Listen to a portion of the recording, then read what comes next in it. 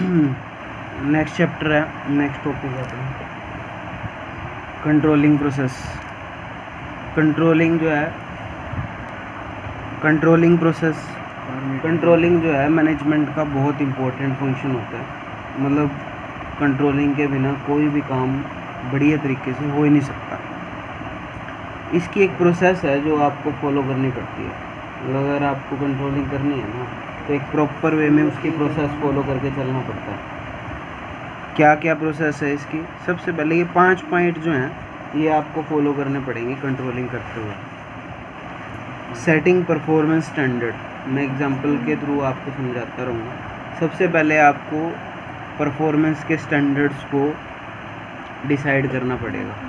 मान लो आपने अपने एम्प्लॉयज़ को कहा कि आपको ना हर दिन 100 प्रोडक्ट बना के तैयार रखने हैं। मतलब वो स्टैंडर्ड डिसाइड हो गया कि 100 प्रोडक्ट एक दिन में आपको बनाने हैं। वो क्या हो गया? स्टैंडर्ड डिसाइड हो गया। मतलब एक तरह की प्लानिंग कर दी आपने। बना सकते हैं, ऊपर भी बना सकते हैं, सब कुछ। मतलब उन्होंने तो कंपनी ने डिसाइड कर रखे हैं। अब कंपनी मान लो स्कूल में है, स्कूल में आपको कहा भी क्वेश्चन कर लिए अकाउंट्स के ना, 4 क्वेश्चन दे दिए। अब ये थोड़ी है कि आप 5वां नहीं कर सकते, ट्राई कर सकते हो आप, नॉर्मल सी बात है। तो ये स्टैंडर्ड तो स्कूल वाले या जो जिन्होंने काम करवाना है वो डिसाइड कर देते हैं। सेकंड है measurement of actual performance. Actual performance जो है वो मेज़र करना। ये एक एक करके रीड करते हैं अपन। सबसे पहले सेटिंग परफॉर्मेंस स्टैंडर्ड को पूरी तरह से डिटेल में पढ़ा रहा हूँ कि जब भी हम काम करते हैं ना, तो एक क्राइटेरिया डिसाइड कर देते हैं कि इस लेवल पे काम करना है। 100 प्रोडक्ट बनाने का क्राइटेरिया दे दिया, टीचर ने आपको 6 क्वेश्चन का क्राइटेरिया दे दिया, अभी 6 क्वेश्चन करके आ जाना घर से। ये क्राइटेरिया सा बना दिया, मतलब एरिया बना दिया, उस तक आपको पहुँचना है। अब स्टैंडर्ड जो होते हैं वो अलग अलग टाइप के होते हैं। सबसे पहले क्वांटिटेटिव स्टैंडर्ड, मैंने अभी बताया भी 6 क्वेश्चन करने हैं, 100 प्रोडक्ट बनाने। ये क्या है? क्वांटिटी।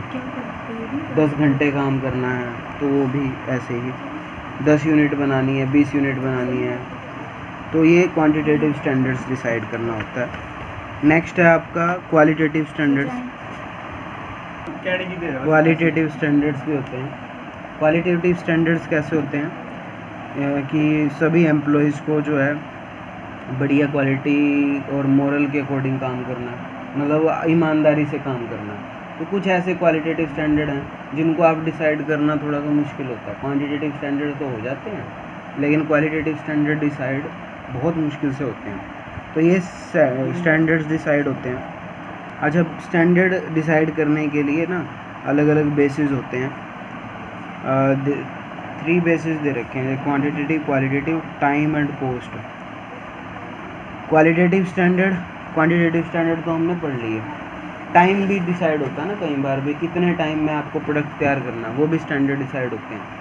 भी आपको 10 मिनट में, 20 मिनट में एक प्रोडक्ट बनाना है, 50 मिनट में एक प्रोडक्ट बनाना है, और उसकी कॉस्ट कितनी आनी चाहिए वो भी डिसाइड होनी चाहिए। कॉस्ट, बेसिस ऑफ स्टैंडर्ड्स, मतलब स्टैंडर्ड कैसे कैसे डिसाइड हो सकते हैं वो बताया गया है। ये सारे स्टैंडर्ड डिसाइड हो जाते हैं। ये बता रखे हैं इन्होंने फैक्टर्स जो हैं to be considered while deciding standard. इतना ज़्यादा गहराई में जाने की ज़रूरत नहीं आता है। मेन आपको ध्यान रखना है कि स्टैंडर्ड कैसे डिसाइड होते हैं, क्वालिटी के बेस पे, क्वांटिटी के बेस पे, कॉस्ट के बेस पे, टाइम के बेस पे। नेक्स्ट है, आपने डिसाइड कर दिया स्टैंडर्ड डिसाइड करने के बाद आता है एक्चुअल परफॉर्मेंस को मेजर करना। अब जिनको बता दिया अभी आपने ना 100 प्रोडक्ट बनाने हैं, अब उनको बनाने दो, दे दो टाइम। अब वो 100 प्रोडक्ट बनाने में लग गए। अब जब टाइम पूरा हो गया, एक दिन पूरा हो गया, आपने उस एक्चुअल परफॉर्मेंस को चेक करना। जैसे टीचर होमवर्क चेक करते हैं, टीचर बता देते हैं भी आपने 6 क्वेश्चन करने, अगले दिन आपका होमवर्क चेक करते हैं, उसी को एक्चुअल परफॉर्मेंस कहा जाता है। एक्चुअल परफॉर्मेंस को मेज़र करना। एक्चुअल परफॉर्मेंस को मेज़र करने के बाद, मतलब देखने के बाद अच्छी तरह देखना चाहिए भाई, डिटेल में देखना चाहिए। यही लिखा हुआ है अभी, पूरी तरह से डिटेल में, प्रॉपर वे में। मान लो ज़्यादा काम दे रखा है तो कॉन्टिन्यूस वे में देखना। तो आपने काम देख लेना बस, अब देखने के बाद काम comparison of actual performance and standard. अब आपको क्या करना है, जो आपने स्टैंडर्ड डिसाइड करे थे क्या एक्चुअल में उसके अकॉर्डिंग काम हुआ है, उसको कंपैरिजन करना है। मान लो 100 प्रोडक्ट बनाने के लिए कहा था, क्या 100 प्रोडक्ट बन के तैयार हुए हैं या नहीं हुए, वो देखना है। हो गए हैं तो अच्छी बात है, नहीं हुए तो वो भी देखना है। अब जैसे इन्होंने स्टैंडर्ड प्रोडक्शन डिसाइड किया था 10 यूनिट्स का, अब एक्चुअल परफॉर्मेंस 8 यूनिट की भी हो सकती है, 10 यूनिट की भी हो सकती है, 12 यूनिट की भी हो सकती है।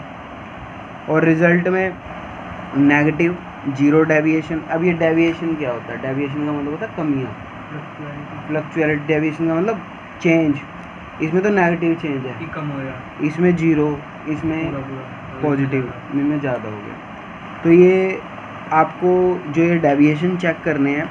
अब इन डेविएशन की रीज़न भी चेक करना है कि क्या वजह है आपने कम प्रोडक्ट बनाया, क्या वजह है कंप्लीट हो गया, उसको परफॉर्मेंस को चेक करना है। और अगर अच्छा प्रोडक्ट बनाया तो उसको शाबाशी भी देनी है, उसको कहना भी बहुत अच्छा काम करा, आगे भी ऐसा काम करें, उसके अकॉर्डिंग करना।